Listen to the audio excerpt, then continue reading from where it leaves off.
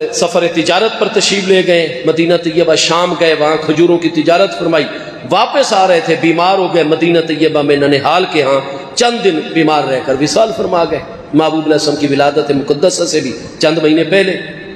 اب سفر کے عالم میں حضرت عبداللہ کا وصال ہوا، نہ ابا جان ان کا آخری دیدار کر پائے، بھائیوں کو بے پناہ محبت تھی حضرت عبداللہ سے۔ جب ابو لہب نے سنا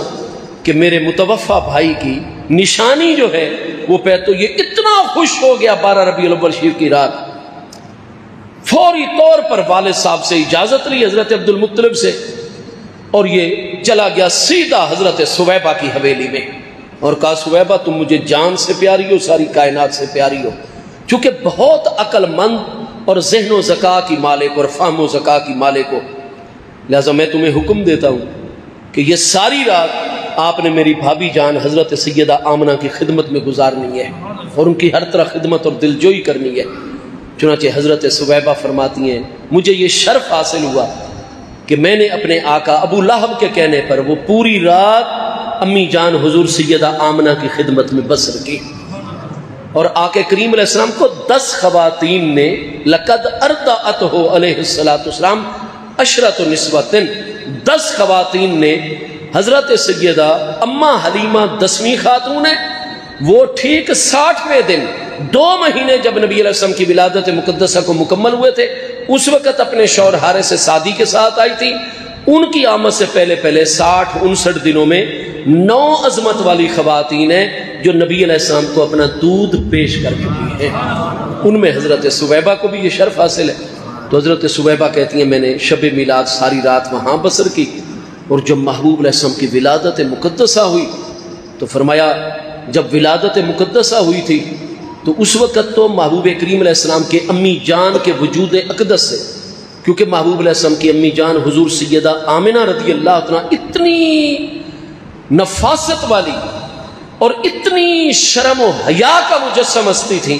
کہ آپ پریشان تھیں کہ یہ خواتین کیا ان کے ہاتھ میرے جسم کو چھوئیں گے۔ اللہ پاک نے تمام کتابوں میں پہلے انتظام فرما دیا، مسند احمد میں صحیح سند کے ساتھ ہے کہ حضرت سیدہ آمنہ فرماتی ہیں میری یہ پریشانی دور ہو گئی، کیونکہ جیسے ہی ولادت مقدسہ کا لمحہ قریب ہوا تو میرے آقا کریم علیہ السلام کی ولادت مقدسہ سے بھی پہلے، ساتھ ہی 1-2 لمحے پہلے، خرجت منی نور، میرے وجود اقدس سے اللہ پاک نے اتنا نور جاری فرمایا، خرج منی نور، اتنا نور مجھ سے خارج ہوا اور جلوہ گر ہوا کہ ادا لہو ما بین المشرق والمغرب، مشرق و مغرب کی تمام کائنات روشن اور منور ہو گئی۔ حتی رأیت قصور الشام، میں شام کے محلات کو اپنی نگاہوں سے اپنے کمرے میں سے دیکھ رہی تھی۔ آپ فرماتی ہیں ما وجدت کلفتن ولا شیکتن ما تجد النساء عند ولادت، عورتیں جو ولادت کے وقت این ڈیلیوری اور زچگی کے مرحلے میں جو مشقت اور تکلیف پاتی ہیں، محبوب کی ولادت مقدسہ کے حوالے سے مجھے کوئی اس طرح کی تکلیف لاحق نہیں ہوئی، میں ہوش و حواس کے عالم میں تھی، نور اتنا ظاہر ہوا۔ اب مجھے بتائیے جو نور مشرق و مغرب کو روشن کر دے گا، ہمارے سامنے تو آج کل ہمارے نوجوانوں نے موٹر سائیکل میں جناب HD لائٹیں لگائی ہوئی ہوتی ہیں، اور ہم کار والے بھی فل لائٹ آگے کر دیں نہیں کچھ نظر آتا، آنکھیں چدھیا جاتی ہیں تیز روشنی میں۔ تو جس روشنی نے مشرق و مغرب کو روشن کر دیا تھا، حضرت عبد الرحمن بن عوف کی امی جان حضرت شفاء ام عبد الرحمن زہریہ فرماتی ہیں اتنا نور جاری ہوا تھا ہمیں تو کچھ نظر ہی نہیں آیا اس وقت، اور محبوب علیہ السلام کے اس دوران ولادت مقدسہ ہو گئی، اور امی جان ہوش و حواس میں۔ فرمایا جب وہ نور آہستہ آہستہ مکمل ہوا اور ماحول میں اس حجرہ مقدسہ میں فرمایا ہم دیکھنے کے قابل ہو گئی، تو ہم نے دیکھا کہ امی جان اپنی پردہ داری سنبھال کر بالکل اپنی جگہ پر ہوش و حواس میں تشریف فرمائے، اور محبوب کریم علیہ السلام کی ذات بابرکات قد وقع علی الارض ساجدا رافعا اصبعہ الی السماء، محبوب علیہ السلام سجدے کے عالم میں ہے اور دائیں ہاتھ کی شہادت والی انگلی آسمان کی طرف بلند فرمائی ہوئی ہے، اور فرمایا کنتو اولا من نظرت الی النبی علیہ السلام۔ آپ ولادت کے واقعات بڑی کثرت سے بعد میں اپنے بچوں کو باقی لوگوں میں بیان فرمایا کرتی تھی۔ حضرت شفاء ام عبد الرحمن ابن عوف رضی اللہ عنہ، ہاں جی، تو فرماتی ہیں کہ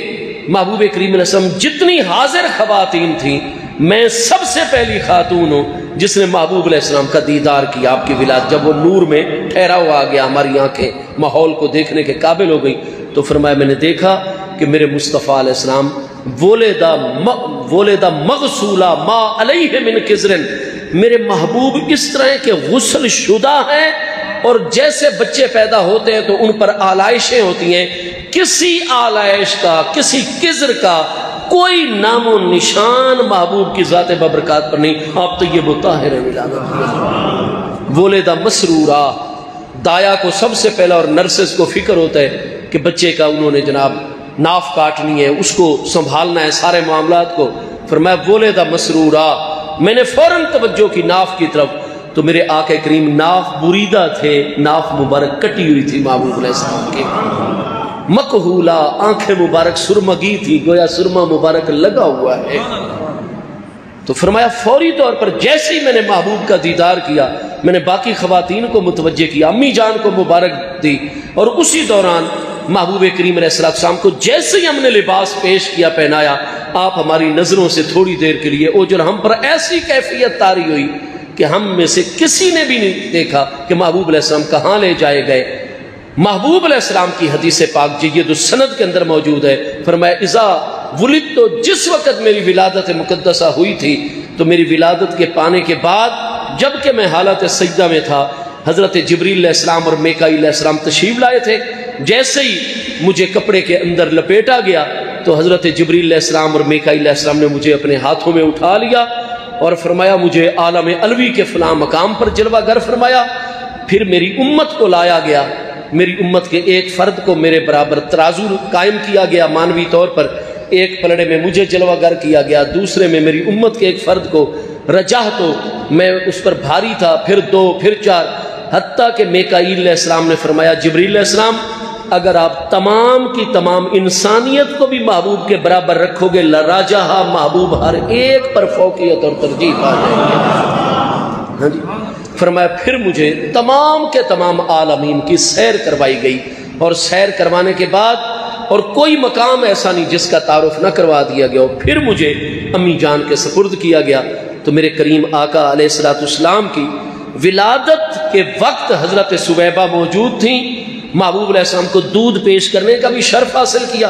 अबू लहब जरा लेट उठता था, सुवैबा को पता है उसकी पूरी आदत का। तो सुवैबा ये कहती है कि मैं उधर से फारिग होकर अम्मी जान से इजाज़त लेकर महबूब की विलादत मुक़द्दसा के बाद उनकी खिदमत सर अंजाम देने के बाद मैं सीधी अपने घर में गई, तो अबू लहब बिस्तर पर, वो तो गहरी नींद में सोया हुआ है। अब अबू लहब आगे हदीस सही के अंदर है, वो कहता है कि पीर की सुबह मैं तो सोया हुआ था, कुन तो अनाम, सोया हुआ था, इज़ ऐकदतनी मौलाती सुवैबा, तो मेरे भाई हजरत अब्बास वो जो मुझे सुवैबा को आज़ाद करने की वजह से मेरी उंगली में, इशारे वाली उंगली से ठंडे मीठे शरबत का चश्मा, पीर को अजाब में तकफीफ, उसका सबब यह कि मैं तो सोया हुआ था पीर की सुबह 570 सने ईस्वी में, जबकि मेरी मौलात, मेरी कनीज सुवैबा ने आकर मुझे जगाया और कहा या सय्यदी अबा लहबिन इन्नी कद उहन्नो का अला विलादत इब्ने अखी का अब्दुल्लाह है। ऐ मेरे आका अबू लहब जागिए, मैं तुम्हें तहनीयत करती हूँ, मैं तुम्हें मुबारकबाद देती हूँ कि आपके मुतवफ़ा विसाल याफ्ता भाईजान हजरत अब्दुल्ला के घर में ऐसा बेमिसलो बेमिसाल, ऐसा हसीन बच्चा पैदा हुआ है, तुम्हें मुबारक हो, तुम्हें तहनीयत हो। कहता मुझे जितनी मोहब्बत थी अपने फौतशुदा भाई, सबसे छोटे भाई हजरत अब्दुल्ला से, मैं तो फौरन जैसे ही जागते ही सुना ना कि मेरे प्यारे भतीजे की विलादत हो गई है, मुझे सारी कायनात में सबसे ज्यादा प्यारी सुवैबा थी, लेकिन अब मुझे सबसे ज्यादा प्यार मुस्तफ़ा अलैहिस्सलाम से था। मैंने कहा तूने मुझे मेरे यतीम भतीजे की खबर सुनाई, इज़हबी कद आतक्तो के व अशरतो इलैहा बिइस्बई हाज़ी, भाईजान मैंने ऐसे उसकी तरफ इसी इशारे वाली उंगली से इशारा किया और मैंने कहा सुवैबा तूने मुझे खुश कर दिया, आज इतनी खुशी मुझे कभी गुज़श्ता जिंदगी में हासिल नहीं हुई, तूने मुझे मेरे यतीम भतीजे की विलादत की खबर सुनाई। इज़हबी कद आतक्तो के, जाओ मैंने तुम्हें हमेशा हमेशा के लिए आज़ाद किया। اب سویبہ آزاد بھی ہو گئی، حالانکہ اس کے بغیر ابو لہب کا ایک لمحہ نہیں گزرتا تھا۔ جتنی قیمتی حویلی وہ ساری سویبہ کی ملکیت، جتنا زر و جواہر مال و دولت وہ سارے کا سارا سویبہ کی ملکیت، ساری چیزیں تو میں نے تمہیں آزاد کیا، جو کوئی تیرے پاس ہے وہ سارا تیری ملکیت۔ ابو لہب اتنا خوش ہوا، کنیز بھی آزاد کر دی، اور اتنا بڑی حویلی اور اتنا ساز و سامان وہ سارا محبوب کی ولادت کی بات سننے پر قربان کر دیا خوشی کے اندر۔ اس کے بعد بنو سعد میں جب تک تو محبوب 60 دن تک مکہ شریف میں رہے امی جان کے پاس، ابو لہب روز آ کر محبوب کو اٹھاتا، پیار کرتا، اور پھر جب محبوب علیہ السلام بنو سعد میں جلوہ گر ہو گئے، 5 سال کی عمر مبارک تک حضرت اماں حلیمہ بنت ابی زبیب سعدیہ کے پاس اب ہفتہ 10 دن بمشکل گزارتا ابو لہب، کتابوں میں ابن ہشام وغیرہ سب میں یہ پھر گھوڑے پر سوار ہوتا، بڑے تجربہ اپنے سارے دوستوں کو ساتھ لیتا، بڑے بڑے کھانے اماں حلیمہ ان کے شوہر ان کے بچے بچیوں کے لیے تیار کرواتا، محبوب کے لیے بڑے نفیس لباس تیار کرواتا، چیزیں تیار کرواتا، اور کہاں مکہ شریف اور کہاں جناب بنو حوازن کی طرف قبیلہ بنو سعد اتنا سفر طے کرتا، تجارتی سفر میں آتا جاتا تو ضرور بنو سعد کی طرف جاتا، اور جیسے ہی اماں حلیمہ کے گھر کے قریب پہنچتا تو خوشی میں مغلوب الحال ہو جاتا، اپنے گھوڑے سے اترتا، دوڑ لگا دیتا، محبوب جہاں ہوتے اپنے بازوؤں پر اٹھا لیتا۔ سیرت ابن ہشام میں عربی میں آج بھی اس کے اشعار وہ لوریاں موجود ہیں جو ابو لہب محبوب کو بچپن میں اپنے ہاتھوں پر اٹھا کر اماں حلیمہ کی پوری حویلی میں سین میں دوڑتا، اور کبھی محبوب کی پیشانی کو بوسہ دیتا، پیشانی کے بارے میں شعر کہتا، کبھی ہونٹ مقدس کے بارے میں شعر کہتا، کبھی رخسار انور کے، وہ لوریاں اس کی جو ہاتھوں پر دلاتا تھا وہ تک کتابوں کے اندر پوری صحت سے موجود ہے۔ 5 سال کے بعد محبوب علیہ السلام مکہ شریف میں آ گئے، ابو لہب بہت محبوب سے پیار محبت، اور باقی چچا بھی، دادا جان بھی۔ پھر ایسا ہوا کہ ایک دن جب محبوب علیہ السلام نے دعوت ایمان کا مرحلہ شروع فرمایا، اور سب سے پہلے اپنے چچا کو مخاطب فرمایا، آپ سب سے بڑے مال دولت میں، اور چچا جان جو دین میں لے کر آیا ہوں اس میں کہ جو کچھ آپ خود کھائیں اپنے غلاموں کو وہی کھلائیں، جو خود پہنے اپنے غلام کو وہی، وہ بھی انسان ہے، آدم علیہ السلام کی اولاد ہے، جہاں خود رہے غلاموں کو بھی ادھر رہے۔ ابو لہب بڑا کٹ ہے، طبیعت کے خلاف کہنے لگا مجھے اپنی جان سے آپ زیادہ عزیز ہیں اے محمد صلی اللہ تعالی علیہ وسلم، وہ ماذا تامرنی، اور آپ مجھے کیا حکم دے رہے ہیں؟ پھر اس نے غصے میں آ کر وہ اس کا ادنا ترین، جس کو وہ ادنا کہتا تھا میں نہیں کہہ رہا، وہ کہنے لگا کہ میرے گھوڑے کی جو لید صاف کرتا ہے،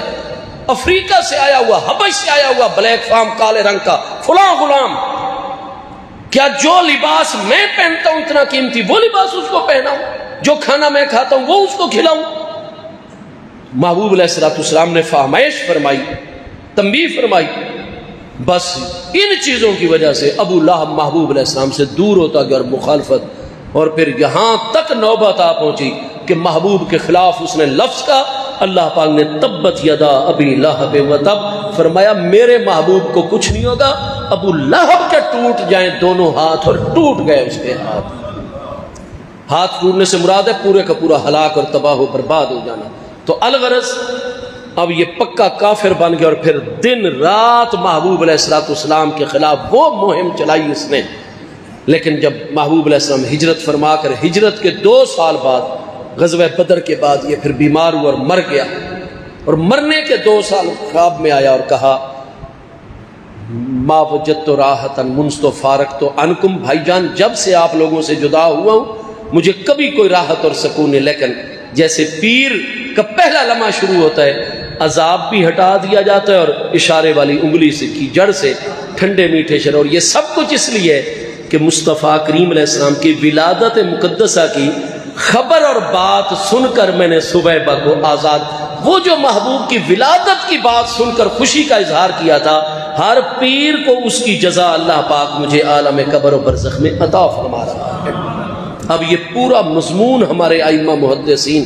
صحیح اسناد کے ساتھ پیش کر دیتے ہیں، اور اس کے بعد اس حدیث پوری کو تفصیل سے صحیح اسناد سے لکھنے کے بعد امام المحدثین امام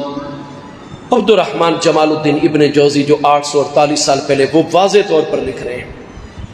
امام ابن حجر اسقلانی جو 852 ہجری میں وہ واضح طور پر لکھ رہے ہیں، امام جلال الدین سیوطی جو 911 ہجری میں وہ واضح طور پر لکھ رہے ہیں،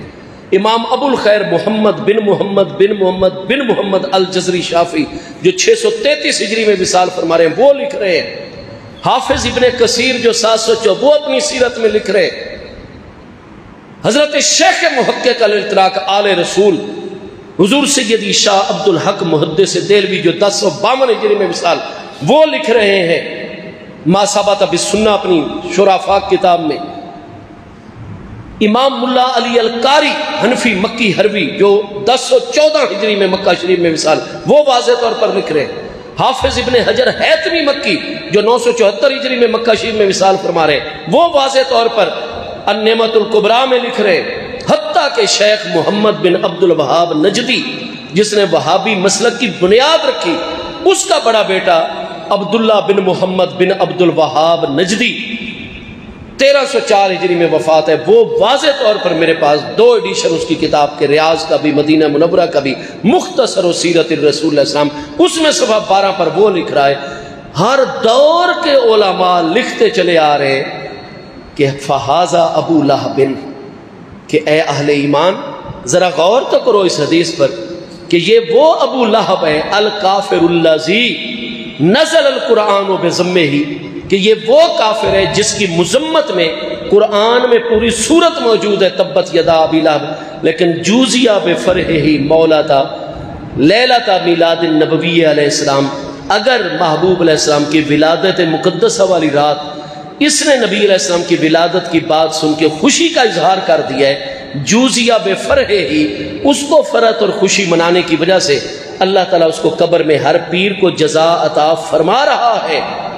فما حال المسلم الموحد الذی یسر بمولدہ علیہ السلام ویبذل متى اتصلت الیہ قدرتہ فی محبتہ، تو اگر ایک کافر محبوب کی ولادت کی بات سن کر خوشی منائے اللہ اس کو اتنی جزا عطا فرما رہے ہیں، تو فما حال المسلم الموحد جو سچا اہل توحید مسلمان نبی علیہ السلام کی ولادت کے مہینے میں آپ کی ولادت کی باتیں سن کر خوشیوں کا اظہار کرے گا، وَيَبْذِلُ مَتَّصَلَتْ إِلَيْهِ قُدْرَتُهُ فِي مَحَبَّتِهِ، اور نبی علیہ السلام کی محبت میں آ کر اللہ نے جتنی اس کو قدرت اور مال و دولت دی ہے اس میں سے وہ میلاد پر خرچہ کرے گا، فرمایا کافر کی یہ جزا ہے تو مومن کو اللہ پاک کتنی جزا عطا فرمائے گا۔ پھر یہ جتنوں کے میں نے نام لیے اور کئیوں کے نام نہیں لیے، یہ سارے ہر دور ہر صدی اور ہر طبقے کی کتابوں اپنی اپنی کتابوں میں لکھ رہے ہیں، فرمایا ہم تمہیں بتاتے ہیں کہ کافر کی وہ جزا ہے، مومن کو اللہ اگر وہ میلاد کی خوشیاں منائے اور ربیع الاول شریف میں خرچے اخراجات کرے محبوب کی محبت میں، اللہ کتنی جزا اور کیسی جزا عطا فرمائے گا۔ فرمایا انما جزاؤہ من اللہ الکریم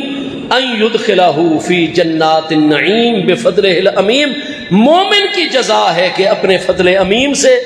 رب کریم اس کو جنات النعیم میں داخلہ عطا فرمائے۔ تو بہت بڑی خوش قسمتی ہے محبوب کریم علیہ السلام کی میلاد مقدس کے مہینے کی آمد کی خوشی منانا،